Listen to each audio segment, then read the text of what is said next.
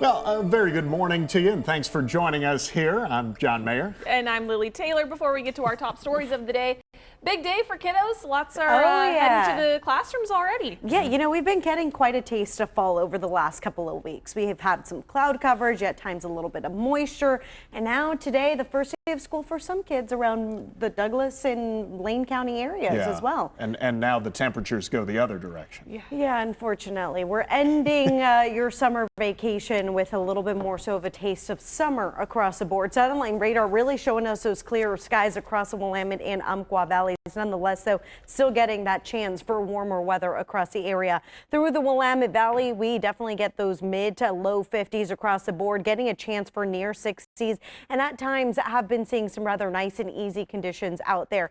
Needless to say, for any of those kiddos already getting ready for that first day of school, here's a look at what you're seeing. Partly cloudy skies out there, a beautiful start to the day, and we're trending into 80s, if not 90s, for some areas across the Willamette and Umpqua Valley. So, hey, for anyone starting school today, including, that means one of our very own here, one of our viewers, Ruby Stone. Your dad wants me to wish you a very happy birthday, and quite frankly, we wish you the very best first day of school out there. So for anyone else, just take it easy out there. It's the first day. Have some fun with it as well. House Bill 3991A, having received the constitutional majority, is declared passed. The Oregon House working on the Labor Day holiday, passing a controversial transportation bill to fund the state's roads. The bill, which increases a number of fees and taxes for drivers, was proposed by Oregon Governor Tina Kotek after she called a special session. Lawmakers were not able to come to an agreement on ODOT's budget deficit in the regular season. Yeah, now if the bill were to fail at this point, ODOT could see some widespread layoffs, postponement of road improvement projects around the state. Now, had Republicans agreed to suspend the rules, then the bill could have fully passed over the weekend. Instead, there's set to be a second reading here today and a final reading and a potential vote tomorrow. If every Senate Democrat is present and were to vote yes, then they wouldn't need any help from Republicans to get the bill over the finish line. Senator Chris Gorsuch, however, was absent yesterday, and if that were to happen again tomorrow, the bill could be derailed. Only 4 House Republicans showed up for yesterday's vote, and barely even allowed for a quorum. One Democrat representative, Vanessa Hartman, voted against the bill, while one Republican representative, Cyrus Javadi, voted yes. Now, Javadi saying that not acting will be worse than the taxes that the bill levies. Hartman says her constituents were the ones who asked her to vote no. And the cost of doing nothing is far greater than the cost of doing something. If we fail to act, in my district, the Youngs Bay Bridge in Astoria may not open. And unfortunately, overwhelmingly, whether someone was a neighbor, a business owner, a teacher, an elected official, the top line message was that they are fed up with the consistent issues that ODOT has put upon them over the years. Well, things did go relatively smoothly yesterday, at least compared to back at the start of the special session on Friday. It took all weekend for that bill to move out of committee. A few Democrats unexpectedly out. This once again could be the case later today and then again on Wednesday when that final vote is expected to come down. As we've reported, this new transportation bill is expected to cost drivers. So let's break down some of those costs. The bill would raise Oregon's gas tax by 6 cents to a total of 46 cents per gallon. Most registration and title fees would go up, and a new mandatory road usage fees for electric vehicles and hybrids would be phased in. If lawmakers fail to act, as many as 700 ODOT workers could lose their jobs. Governor Kotek has previously delayed an initial wave of layoffs of about 500 employees. Turning to some national news now, at least 54 people were shot in Chicago this Labor Day weekend. That's according to the city's police department. That includes one man and one woman who were killed in separate incidents back on Sunday night.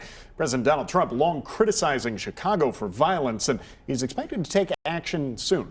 John Lawrence tells us what the Illinois governor says about the president's plans. Last month, the Trump administration called for federal troops to take over Washington, D.C., and now Chicago could be next. We will continue to go after the worst of the worst across the country, like President Trump has told us to do, focusing on those that are perpetuating murder and rape and trafficking of drugs. President Trump has repeatedly blasted Chicago about crime, and a federal immigration enforcement operation in the Windy City might start later this week, according to sources close to the matter. Have not called the city of Chicago or anyone else. So it's clear that in secret they're planning this, well, it's an invasion with U.S. troops if they in fact do that. Chicago officials are preemptively fighting back. Over the weekend, Mayor Brandon Johnson signed an executive order that says police will not collaborate with federal agents. As for Chicago residents, opinions are mixed. We don't need a Band-Aid to cover up the problem. What we need is a solution. No offense to the president, but we actually need someone that's in this community. The residents deserve more. They deserve to feel safe. The crime should not take over the city. The crime should not make residents feel like they can't live everyday life. I'm John Lawrence reporting. Homeland Security Secretary Kristi Noem said Boston and San Francisco are other cities that could potentially be targeted for similar enforcement operations in the future. Illinois Lieutenant Governor weighing in as well, saying real progress has been made in the city and a militarized presence is not a solution to the root causes of crime or violence, insisting on a reversal of federal funding to assist violence prevention programs. In our continuing wildfire coverage, level 1 evacuation notices remain in place for the Dad's Creek fire burning in southern Douglas County, which has grown to over 150 acres in size. Yeah, now that all ignited back on Sunday evening, first discovered right around 9 p.m. Smoke being reported in the area just west of Glendale. Level 1 Be Ready evacuation notice again is in place for addresses along Lower Cow Creek Road, starting at Hog Ranch Road and ending at Robert Dollar Road. You can see that up on your screen, the area being covered. Again, level 1 Be Ready notice. That means you should be aware of the danger that exists and make sure to monitor emergency services websites, local media outlets, so you know the very latest in case that emergency grows. Now, at this point, we've been unable to verify the current level of containment on that fire, but the DFPA has asked residents in the area to not fly any drones. That ultimately keeps wildfire aviation crews grounded when those drones fly without permission. Cow Creek Road near the fire, that's also temporarily closed. Meanwhile, in southern Lane County, the Emigrant fire continues to burn, with crews preparing for hot, dry, and windy conditions over the next few days. Containment lines have held at this time, with crews continuing to battle the fire and reinforce lines. The smoke from the fire has resulted in air quality alerts for portions of Klamath and southern Deschutes counties. Meanwhile, if you go a little further to the east, we get to the flat fire burning in central Oregon, still holding pretty steady. Containment bumped up over the past day or so. Now more than 60% of the fire is currently contained.